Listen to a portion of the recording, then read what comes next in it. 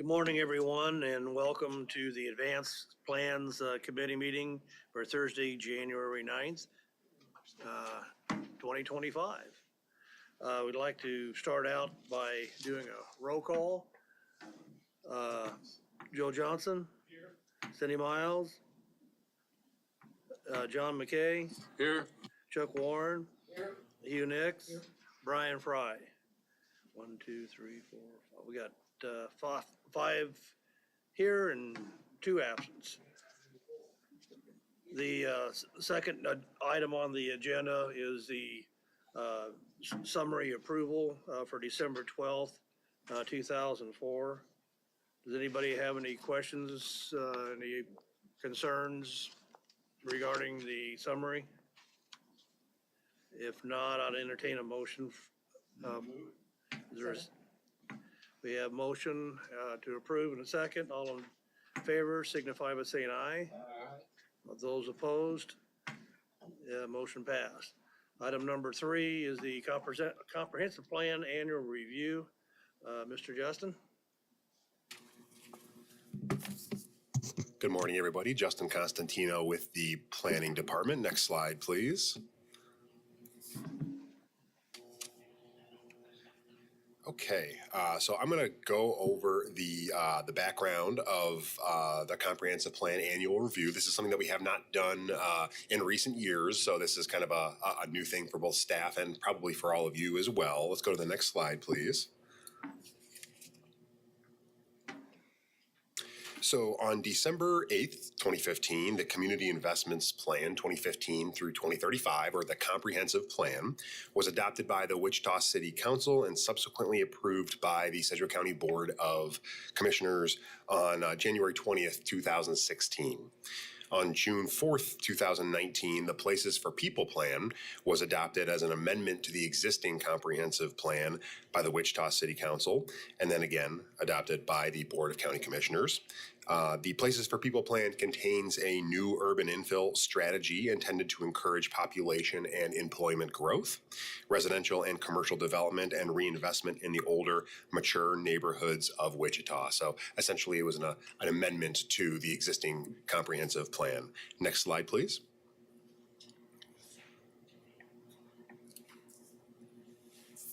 Per Kansas state statute, and that's why we're here this morning, at least once each year, the Planning Commission shall review or reconsider the comprehensive plan or any part thereof, and may propose amendments, extensions, or additions to the plan.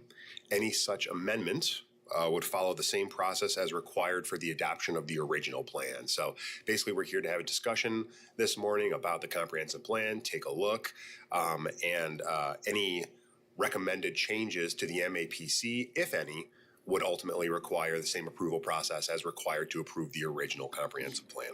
May I ask a question, please? Yes. I know it changes constantly. Are you going to bring us up to date on what's been changed that we don't know about or we can't remember about, rather than to ask us what we'd like to have changed?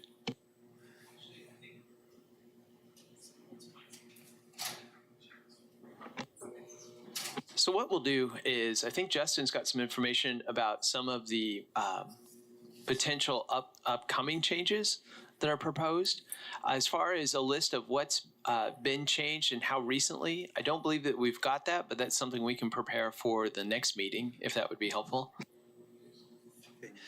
As long as we're on that subject, Justin, can you supply an email link where we could go to review the current plan? Because I know it's pretty thick and you're not going to be emailing it out and stuff like that. This way here to give the commissioners an opportunity to look at it and review it and see if there's any changes that need to be done. You are correct. Thick document, both the comprehensive plan and the Places for People plan. In this invitation for this meeting, that link was provided, so you should have that in your Outlook invitation for this meeting. So in addition to the meeting packet, we did provide the link for comprehensive plan and Places for People plan, knowing that they both are pretty robust plans. We didn't want to have physical copies of each plan in front of you this morning, but it is available online. I can certainly resend that if you'd like.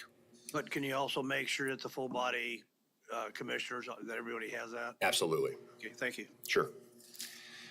Let's go to the next slide, please. So we are requesting that today you review the existing comprehensive plan, determine if any changes, updates, or additions to the plan should be considered. As Scott just previously mentioned, in October of 2024, so just a few months ago, the Planning Department released a request for proposals for qualified consultants to provide professional services to review and produce amendments to the existing comprehensive plan. And those potential amendments include areas of the locational guidelines, the 2035 future growth concept map, and the 2035 urban growth areas. We are in the process of finalizing an agreement with the consultant firm, and we expect this project to commence during the first quarter of 2025. So as Scott previously mentioned, a new update is in the works to the comprehensive plan, specifically focusing on these three items. Okay, Justin, I got a quick question. I know we discussed it briefly, but would there be an opportunity for other municipalities in our region, you know, for example, Mays, Valley Center, Keachai and such, to have an opportunity to look at the future growth concept map and also the urban growth area map?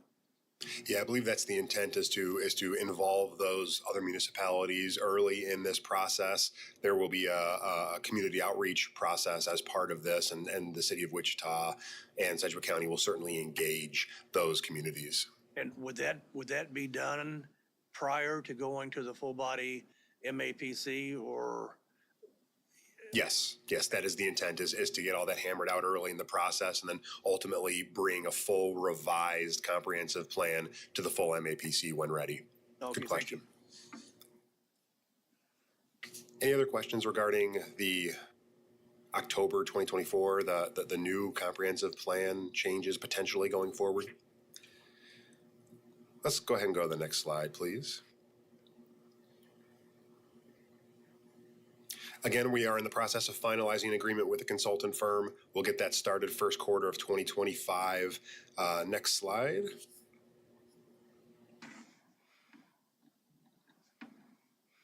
Recommended action, next slide, please,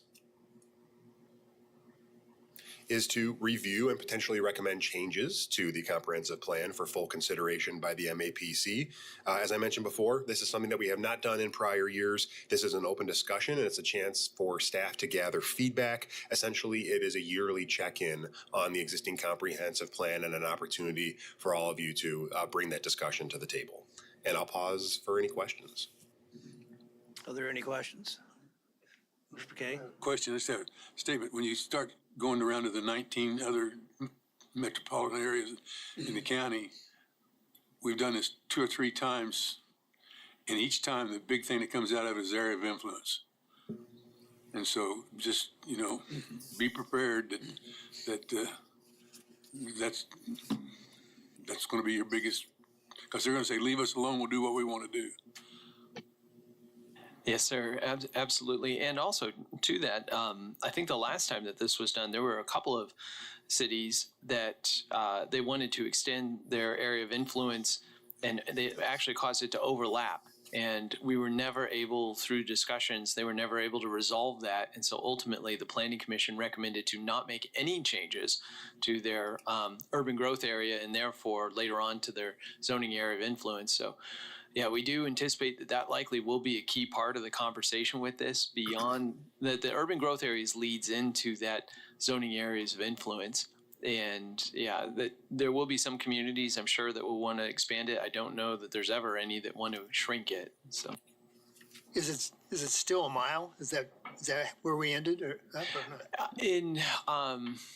No, I won't even say that that's a general practice. At this point, it really depends on their growth plans. So we have some communities that have an urban growth area that is larger on one side of their community than it is on the other. And that reflects in many ways utilities and the ability to expand, and also sometimes floodplain.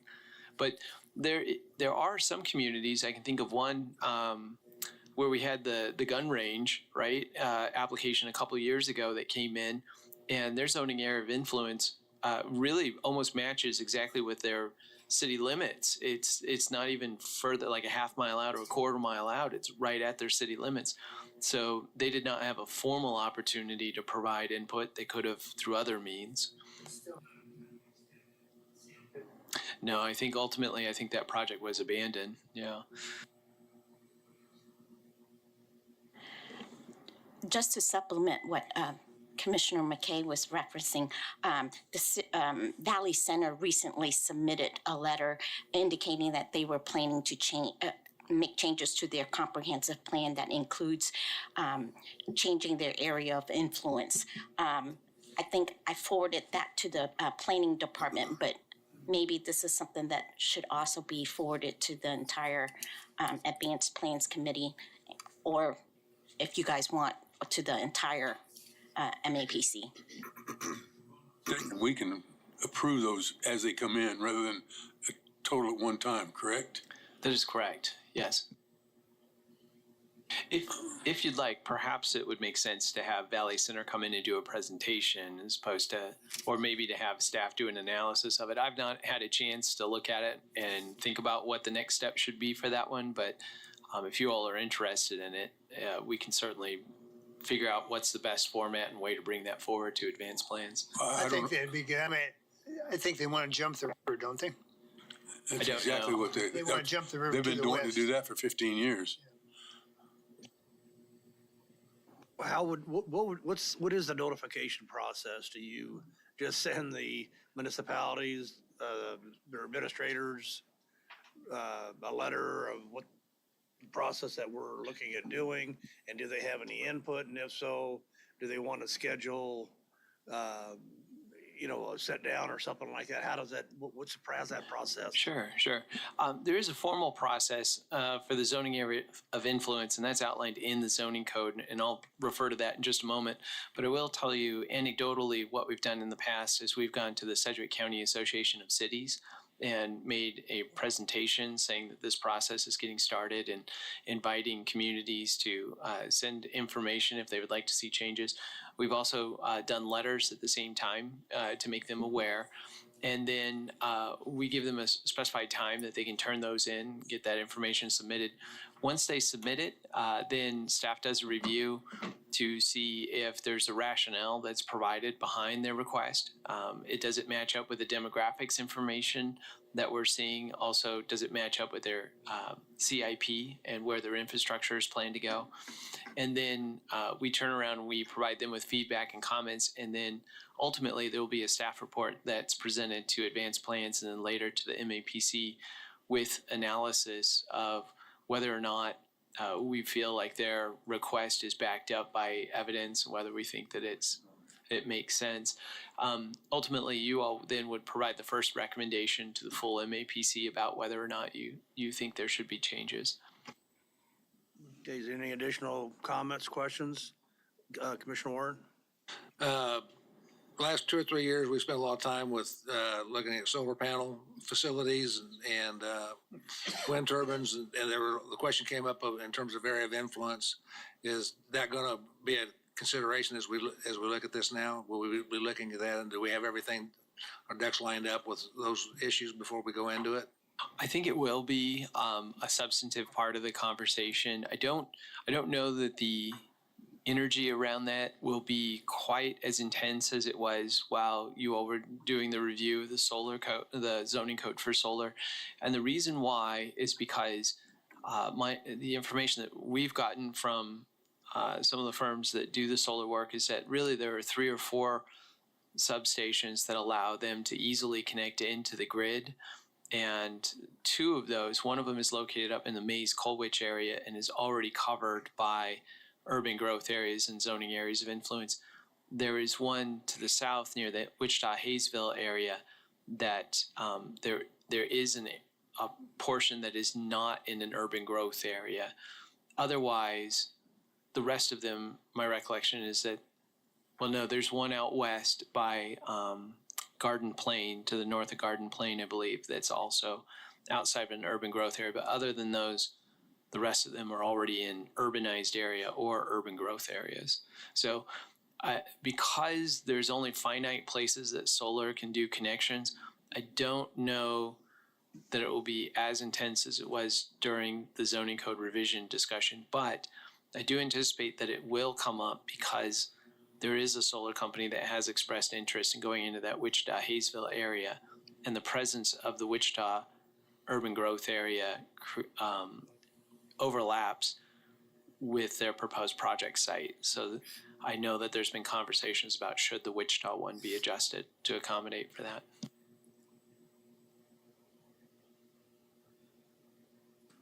Okay, is there any questions, concerns? If not, I would request we have a recommendation to proceed with the process for potential changes. Is there a second? Second. Yeah, I have a motion and a second. All in favor, signify by saying aye. Aye. Opposed, same sign. And the ayes have it. Thank you, Justin. Thank you. Next item on the agenda for parking RFP update, also from Justin. So this is a receive and file item for the parking RFP. We have discussed this item at previous meetings, but the process has moved along since then. As you may remember, the MAPD is currently undergoing a process to review and align our parking requirements with community goals. This effort will focus on the potential update of the Unified Zoning Code and the Comprehensive Plan. In April of 2024, staff solicited proposals from qualified companies to provide professional services to assist with the undertaking of this process. The RFP selection committee did meet in late August to interview 3 consultant firms. The consultants were interviewed on Monday, September 16th, and we did reach an agreement with one of those firms, Camiros. We reached an agreement with them in November of 2024, and currently the project kickoff meeting is scheduled for next Monday, January 14th. So that process is moving along. First quarter of 2025, we anticipate getting together with Camiros and kickstarting that process. Any questions for Justin?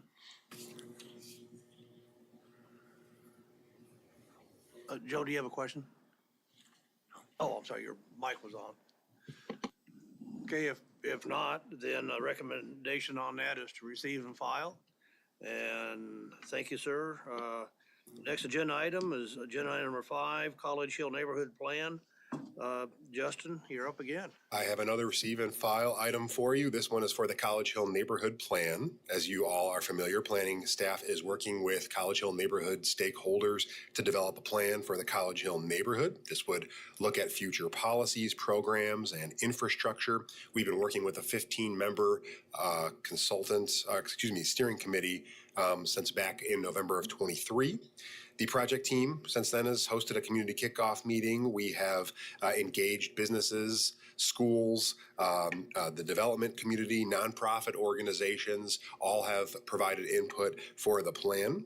We hosted our 12th steering committee meeting. It was in person at 5 o'clock p.m. from 7 o'clock p.m. in the planning offices here on December 17th. And we reviewed the land uses in the neighborhood. So the plan is coming along. We hope to hopefully be wrapping that up in the first quarter of 2025.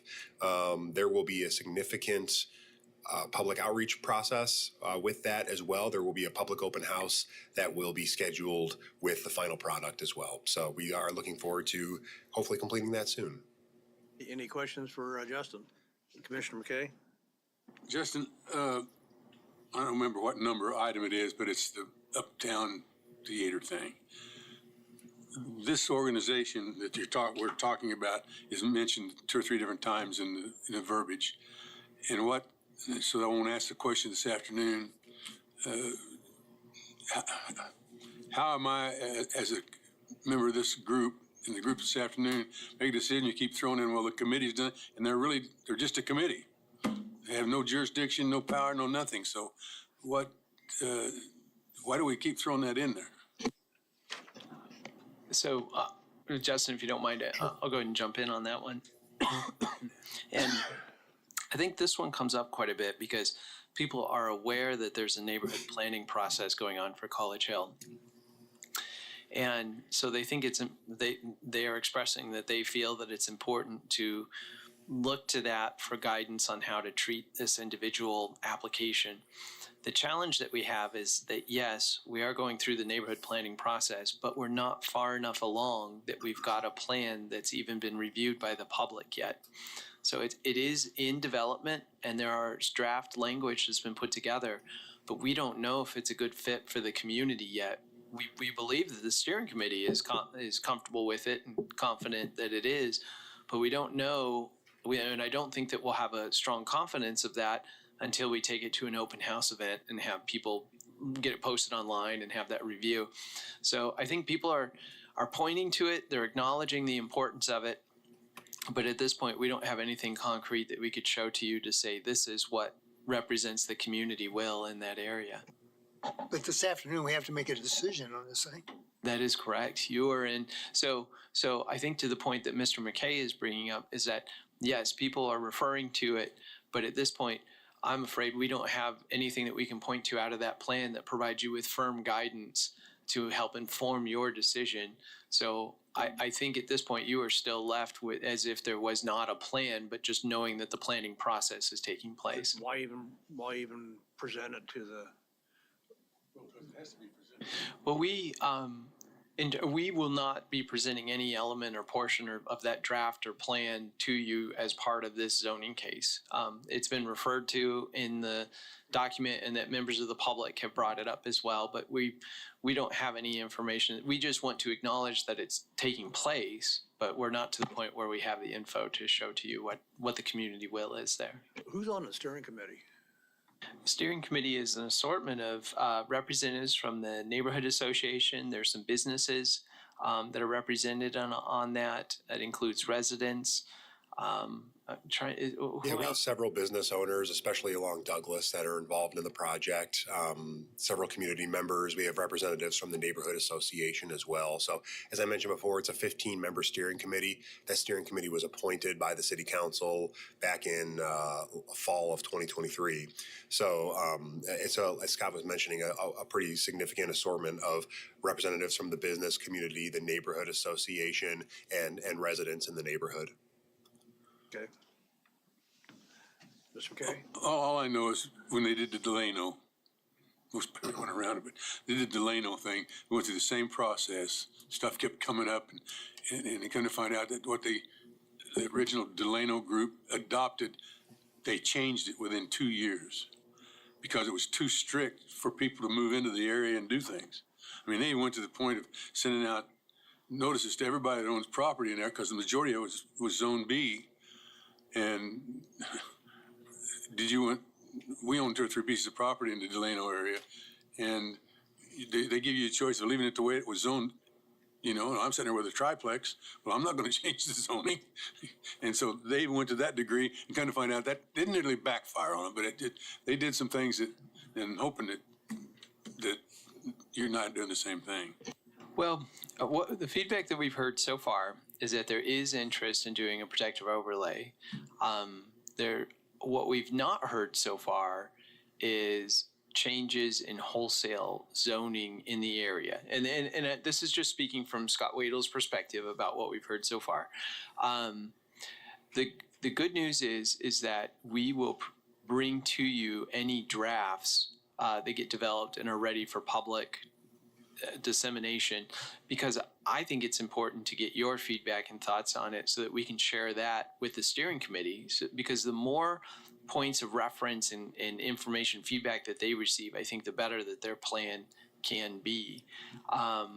In terms of an overlay, we're specifically keeping that as a separate process from, it's related, but it's separate from the neighborhood plan, because we didn't know if the neighborhood, we still don't know for sure whether or not the neighborhood and area stakeholders really do want an overlay district. The steering committee right now feels that they do and that it's needed, but we'll see again what the public input is. And if the answer is yes, then we, as part of this project, have a separate step to craft that and create that, because that will be its own conversation, and there's a lot of detail that needs to be worked out in that.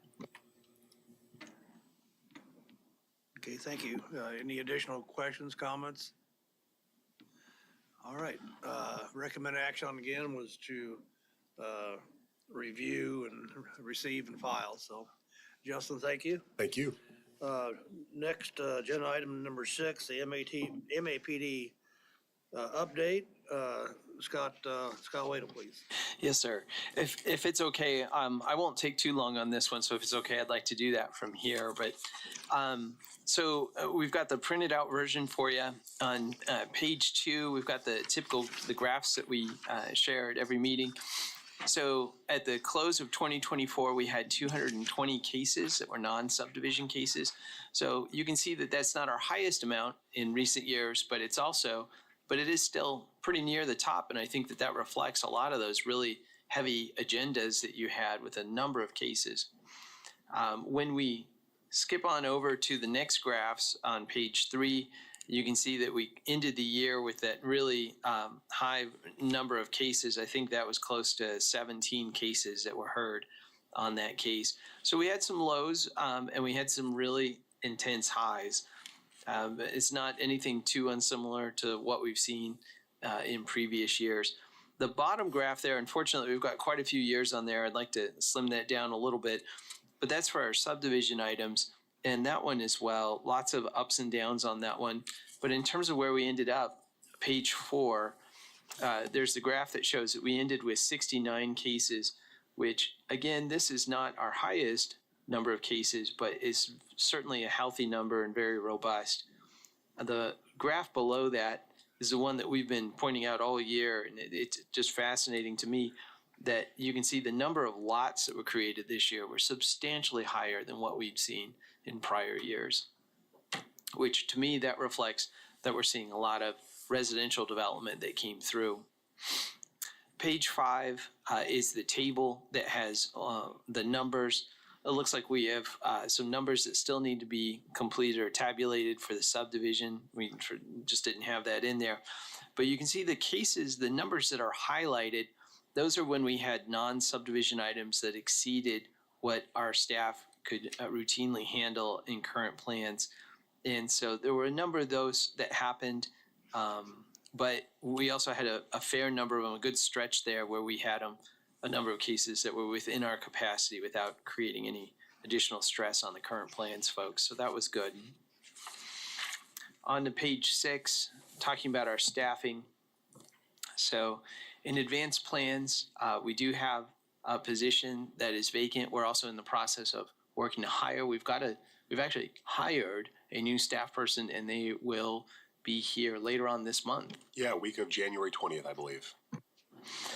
And then, so that will fill one of the positions, but then with Mary's retirement, that opened up a second one. So we will have a second another position though, even though we fill that one, we will still have one position that will be vacant in advanced plans. Zoning enforcement division is full. The admin, looks like we're missing a couple of pie graphs here. We'll have to work on this for next time. The admin division is completely full. We've added, there's a new staff person, Ashley. If you haven't met her, she's up at the front desk. Wonderful person, and she's doing a lot of hard work, and so we're really appreciative that she's here. So admin is fully staffed. And then in current plans, we currently have one vacancy. It's for an associate planner position, and we are actively flying that position. So hopefully we'll get some good applications in the next few weeks here. So, yes, sir. Showing advanced plan staffing and the one for zoning enforcement that's showing those percentage. What's the number of employees, people that are in those? Yeah, for advanced plans, we have, we've got Justin's position, the principal planner. We've got a senior planner position, which Momita occupies. We have an associate planner position, which Mary had, and then we had another senior planner position. So we have 4 positions there. Zoning enforcement is full. It's 4 positions there. Yeah, you bet. God, I have a question to ask you. Yes, sir. Going back to the 2 graphs on page 4 and 5. Yeah. One's a graph, one's not. Is the plats that are coming in, you got a lot larger number in 2024. Are there big plats coming in like 100-acre plats, or are there a lot of them like 20, 30, 40 acres, stuff, smaller plats that would create more work for you guys, but not? That's a good question. I don't have the answer to that one. We'll have to look into it and bring that back. So Justin, if you could make a note. Should be pretty easy to tell, because what we can do is just query the data by how many acres they are, and then just break it up by, those that are 10 acres or less and those that are 10 to 20 and 20 acres plus. Well, I would think that, they tell you how many lots are going to be, how many acres and how many lots. It's pretty simple. And the second part of the question is that I know we have a cutoff date to apply. If the people in the development community hear me say this, they're going to kill me. So, is there any way that we could say, all right, when we get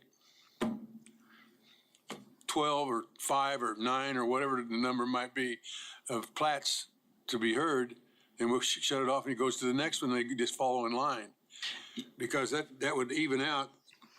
Like I see here on the deal, you got about 6-8 weeks, very minimal amount, and you got a whole bunch at one time.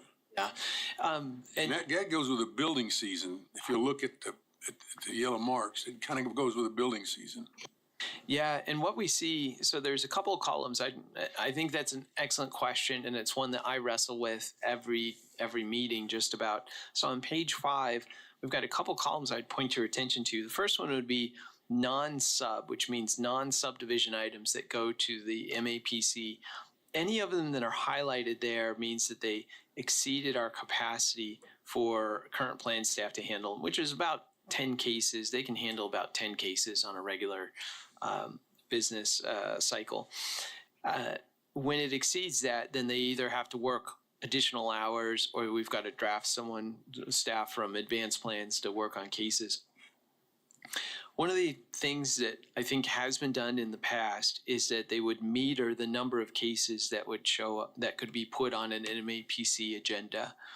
And we have not done that for some time, but that is always an option to do that. It would take a policy change, because I don't want to be the one to make the call on whether or not that's an appropriate fit for the community. And that has been something that has come up during budget discussions, which is, if staffing levels get to a challenging point, at some point we could do that, because that would cause that spillover effect, which would say, okay, if we've got 11 cases, all the other cases in excess will go to the next month based on when they came in. The challenge that I think we would run into is that in some years, we might have cases that might end up going off into the next year, just because each cycle we keep adding cases onto the other ones. It's always something that I'm considerate of. We haven't had to do it yet, but it is a measure that we would have to put in place if we ever got to the point where the workload and our staffing levels were just so far out of whack. Certainly that would even out the different meetings. It would. I think one of the things that happened is that me being a developer, I was impatient. I want mine to get in there first. And I go to my engineer, and my engineer says, well, we're busy and we got this many. And so they wait till like 2 days before it's over, and then they submit it. And I don't know if you could have another category, potential, get with the development community and say, hey, if you want to do something, we got these deals, and if you want to, it'll be faster if you do it this way than the way we're doing it presently. Well, and one thing that's come up too, and it's true with zoning to a degree, but not to the same degree. With plats, what we're seeing, for those who have served on the subdivision committee, you'll be well aware of this, but we are seeing plats come in that do not have the drainage plans submitted at the same time. I mean, this is bare, basic stuff, and it's required under the code that be submitted with it. But we have not rejected a plat for being submitted incomplete for decades, and so that's been an ongoing dialogue that I've had with both the city and the county is, hey, we have a checklist. We would like to implement this, but please be aware that if we do this and we start rejecting plats, it could cause some conversation to take place. So one of the things I would like to do is create in Hansen or a case management system, a way that we can receive a case and then we can note that it was received on a certain date. But then at a separate time, there would be a completeness check and that it's not considered a final and received application unless it checks all those boxes. And then if it doesn't do that completeness check, we would notify automatically the applicant to say, we are still waiting on your drainage plan. We are waiting on this before we consider this a full and complete application. If you set that up as a policy, I'm not saying a policy, if you let the engineers and the development community know about it, they'll adhere to it. It's just easier to do it after the fact than before the fact. And at this point, we're having people show up at subdivision committee and they're like, yeah, I didn't get the drainage plan done, and it's like, well, you guys are professionals too. Like, and the heartburn that I really have is it gets our time, but our time, like, we're going to end up reviewing this stuff regardless at some point, but it wastes the planning commission's time and the subdivision committee's time, because then they're put in a difficult position of, well, do I keep this moving along with the opportunity for that check to happen before the MAPC and just place that constraint on it? Or do I defer this item and wait for it to come back? Yeah, but if you have that checklist, for example, and the developer fails to do that, I guarantee you, after having a couple of those rejected, they're gonna start getting on the stick. But at the same token, something that could also happen, there could be a checklist that the developer comes off and, hey, you've had stormwater sign off, you had fire sign off,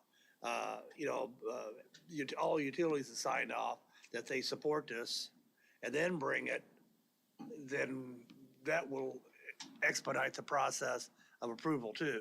Yeah, what would happen if that checklist is put in place and we've got a complete application? I think it would streamline the subdivision committee meetings dramatically, because at that point, all of the staff agencies that need to approve something should be able to provide input about whether or not it's approved. So when it gets time for presentation, our staff walks up and says, everything's been met, everything's approved.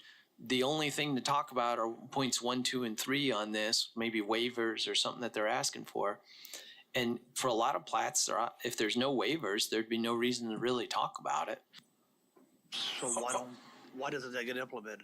Well, I think part of it is because we've had so much stuff going on and there's just a lot of questions out there. But then I think the other thing too is that it will take a conversation with stakeholders who submit applications on a routine basis to have that conversation to say, look, this is how we're doing it today. This is how it would be done in the future. And these are the trade-offs with those. How would this impact how would this impact you and other folks from your perspective? That conversation, I think, is really key. And we haven't had that conversation yet because I want to find out what the level of confidence is about whether or not this is the right direction to go down. And I haven't quite gotten all that feedback that I'm looking for yet. Are there any questions or concerns from legal on that process? So far we've heard that there's not, because it is part of the regulations, but I'll defer to them if they've got any additional input. Okay, if you can check with them, that'd be great. You bet I will. Well, and it's a two-way street. Before we implement, this is the new policy, like you said, get with the stakeholders that's involved with it and say, here's the reasons why, because they're just as, one of the worst things in the world when you're subdividing ground is all of a sudden we get these things that pop up in subdivision. They'll say, well, like for example, electricity, well, we want this, this, and this, and this. Didn't know about it until they sat down in that meeting, and it's supposed to be approved or disapproved subject to that. That's no different than a guy not putting in a drainage plan. Yeah. And they'll change it when it comes to the subdivision, to the regular planning commission. Now, one thing to be aware of too is it's related to this, but it's not critical to it, which is the county's looking at updating the Hansen system, and the Hansen system is what we use for case management. It's also what MABCD uses for case management. And it will take a year probably just to go through the RFP process and do contracts. It will probably take another year or two just to get it stood up and running. But you should just know that process is going on, because when we do that, it will provide more opportunities to put in automated systems and checklists and routing and information.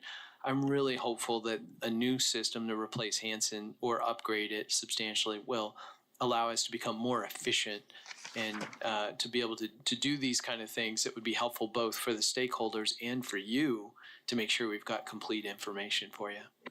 Have the utility people be part of the stakeholder, because there's a lot of times it causes much problems as anybody else. Well, there's that, and then there's also. Press the button. I did not pick up on that actually, but there's also the challenge that poor public works, especially in the county, a lot of the times what we're seeing is incomplete information that's submitted by folks who are maybe folks who are doing this on a routine basis, but where the actual applicant themselves is doing a one-off thing where it's, I want to subdivide this land and whatever. They don't do it on a regular basis. And when the information's not complete, if the drainage plan doesn't come in with that plat, it means that poor Scott Lindeback over in County Public Works is staying in the office till sometimes 8 o'clock at night or later, trying to review this drainage plan the day before the subdivision committee meeting. And so It keeps them out of trouble that way. unfortunately, also it does a few times. Once or twice does keep him out of trouble, but the poor guy, he deserves to go home and be able to get dinner and see the kids and everything. And so that's where Public Works has really come to us and said, something's got to change, because we can't burn out staff members like this.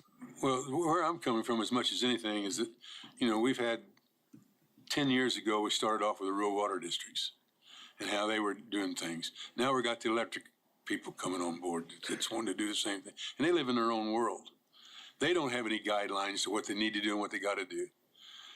And so what's good for the goose should be good for the gander, in my opinion. And that's why I'm saying that's part of the deal, because that electrical thing is going to be a problem here in the next future. Yeah, so it sounds like getting their comments ahead of the meeting so that everyone's aware of it, rather than just having them speak up during the meeting and kind of cause some excitement there.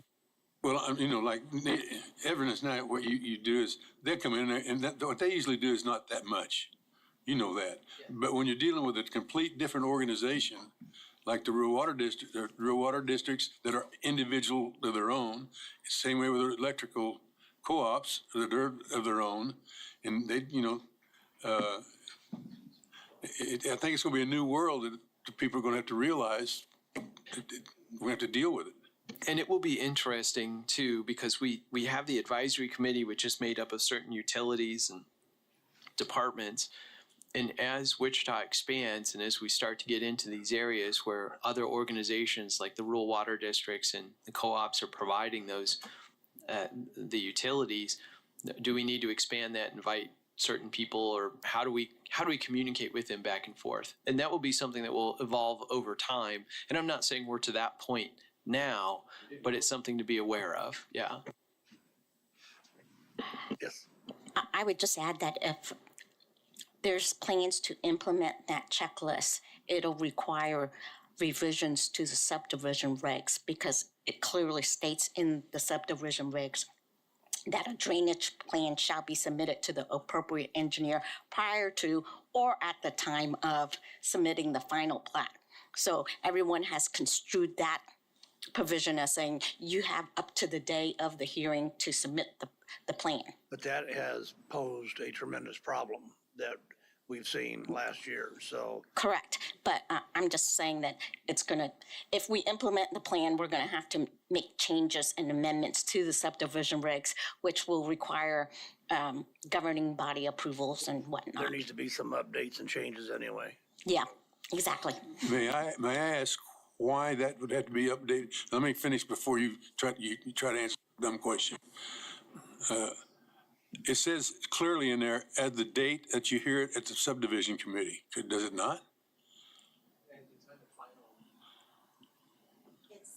It specifically says a drainage plan shall be submitted to the appropriate engineer prior to or at the time of submitting the final plat for subdivision committee review to include an analysis of directly affected properties.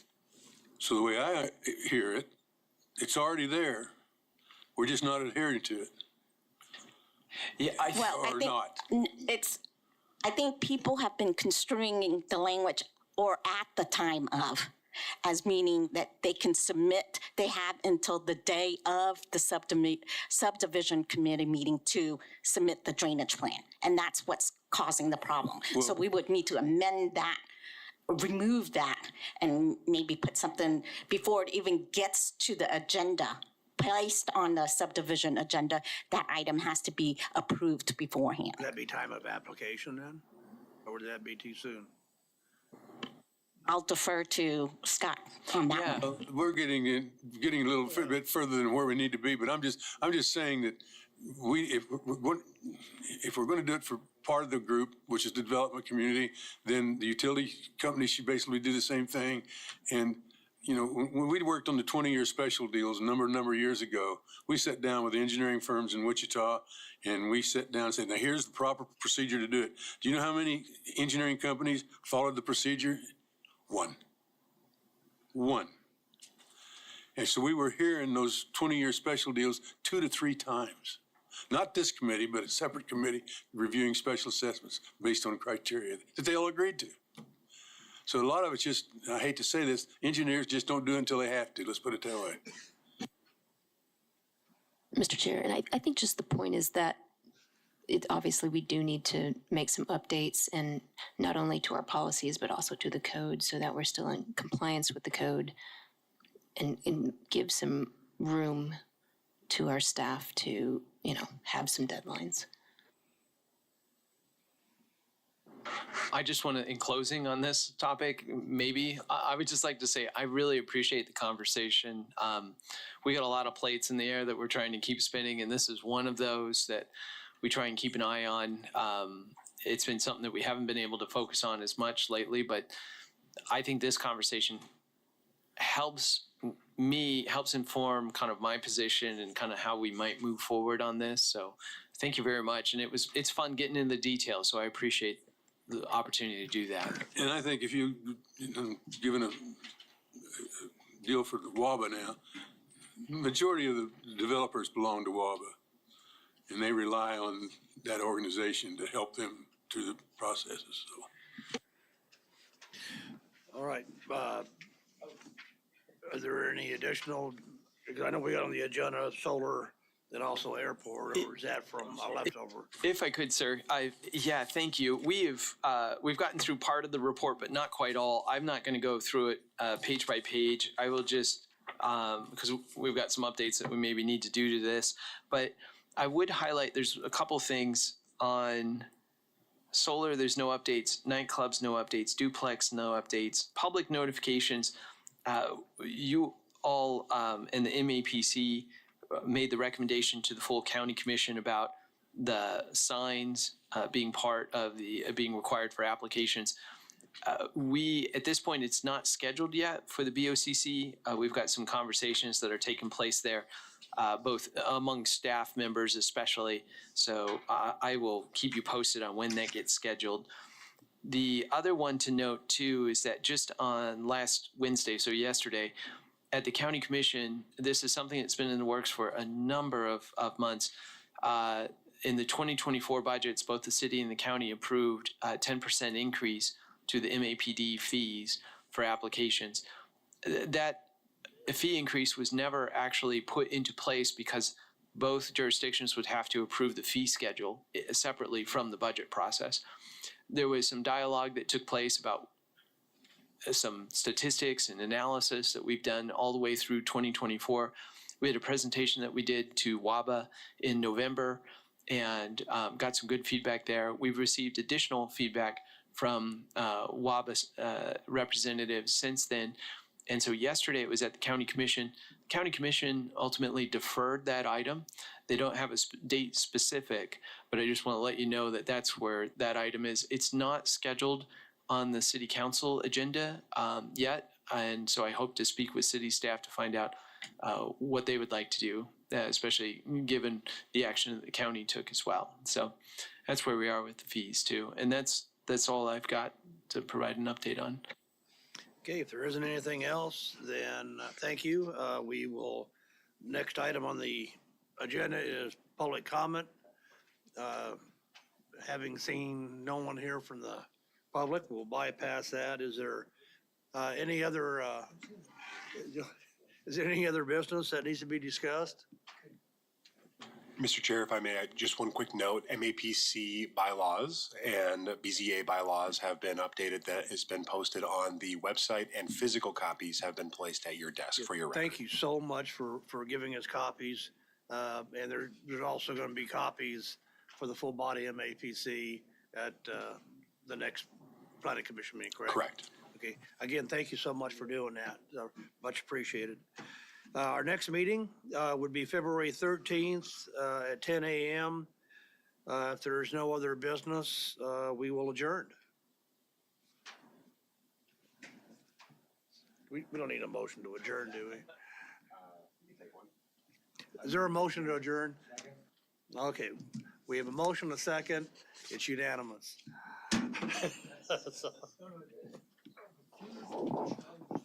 And I don't know how to shut this thing off.